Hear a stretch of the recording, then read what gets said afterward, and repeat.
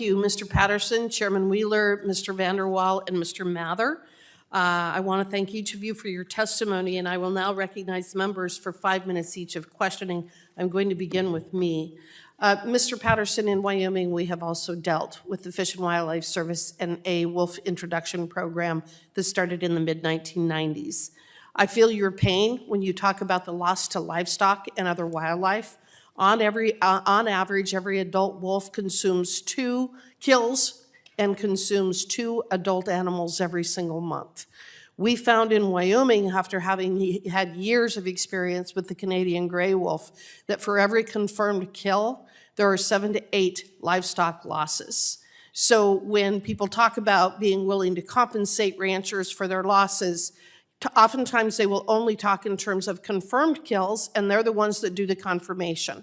So this does not take into consideration the disruption to your breeding program. It doesn't take into consideration the disruption and the impact associated with what it does to keeping your cows stirred up. It doesn't take into consideration the loss in weight with your cattle and when you're attempting to sell your livestock. So I definitely understand the challenges that you have had in trying to run your operations when dealing with this apex predator. But it is also clear that the Trump administration is using tools at its disposal that the Biden administration simply didn't want to use to help you manage your conflicts with the Mexican wolves. How have things changed since January, and what barriers still remain since the ESA continues to prevent more robust management? They're listening. They're listening. The Trump administration is listening. Excuse me. The Trump administration is listening. They're listening to rural Arizona and rural New Mexico describe the issues. Yes, there are huge issues with our livestock, but we've had a livestock crisis with Mexican wolves for a long time. What's different today, and what folks don't seem to realize, is we now have a public safety disaster as well. These wolves are stalking our kids. They're showing up 10 feet from the front door of our elderly people. They're snatching our dogs off our front porches. They're killing barrel horses. We have a public safety disaster that needs to be addressed. I also want to confirm, if I heard your testimony correctly, the number of of the Mexican wolves exceed recovery goals as set by the Fish and Wildlife Service. Is that correct? The service estimates that the minimum number of wolves on the landscape is 286. Privately, they will also tell us that they assume that that number is underestimated by at least 10%. If you do the math, right now as of December 31 this past year, we were at 318 wolves. The threshold is 320 wolves. We're there. Okay, all right.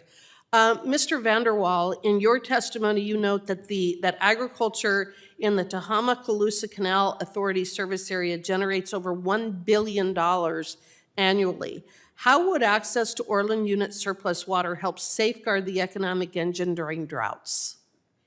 Thank you for the question, Chair. This water that we would be able to access, in many years we have droughts and would have to fallow fields, so crops are not being planted, crops are not being grown. So this amount of water that the Orland unit could potentially transfer would be able to help the local economy by growing crops in those fields that otherwise are fallowed. Okay. It also, more importantly, I think, is focusing on the opportunity to use that water in crops instead of pumping groundwater or doing recharge projects in wetter or normal type years to help keep our aquifer healthy. Excuse me. And Mr. Mather, turning to you. In your testimony, you cover the important role that the lower Snake River dams play in the Pacific Northwest, not only for enhancing grid reliability and energy security, but also supporting critical industries like shipping, tourism, and agriculture. Can you share how important this infrastructure is to the Pacific Northwest? Chair Hageman, we believe they're not only essential to the Pacific Northwest, we believe they're essential to the country as a whole. As I mentioned in my testimony, the Columbia Snake River Navigation System covers 465 river miles. We're the #1 wheat export gateway in the United States. This system supports billions of dollars of economic activity, American food security, and all sorts of essential jobs on the Columbia River. It also provides some of the most affordable electricity in America that provides reliable service to millions of people in the Northwest. And on the times that we have extra energy, we're able to sell that into the market for other parts of the United States to benefit from. There's tens of thousands of acres of irrigated agriculture. There's a growing cruise boat business and recreation in the region. We think these are really essential services, not just to the Northwest, but to the U.S. as a whole. Well, thank you, and I agree with you. I now